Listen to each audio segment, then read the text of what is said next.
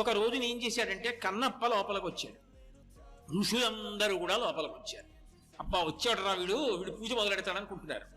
అనుకునే లోపల శివుడు ఒక సంకల్పం చేశాడు. వెంటనే దేవాలయం అంతా కదలడం మొదలెట్టింది. భూకంపం వచ్చినట్టు పెద్ద పెద్ద బండలు పైనుంచి కింద పడుతున్నాయి. అందరూ బయటికి పారిపోయారు.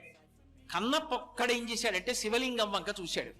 శివ, పైనుంచి బండలు పడుతున్నాయి, నీకు భయం లేదు, నువ్వు లేవవు నాకు తెలుసు, కానీ ఏదైనా బండ పడితే ఎంత దెబ్బ తగులుతుంది నీ తలకి, ముందు నా నడుము మీద పడిపోవాలి, నేను పోయిన తర్వాత నీ తల మీద పడిపోయినా నాకు అభ్యంతరం లేదు, నేను ఉండగానే చూడలేను, అందుకని శివ నిన్ను నేను కాపాడుకుంటానని గబగబా వచ్చి పానవట్టం ఎక్కి నడుం శివలింగం మీదకి పెట్టి చేతులు అటు పెట్టి వంగున్నాడు శివలింగానికి.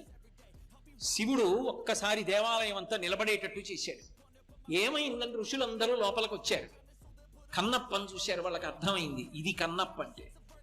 మనం కాదు పూజ, ఆయనది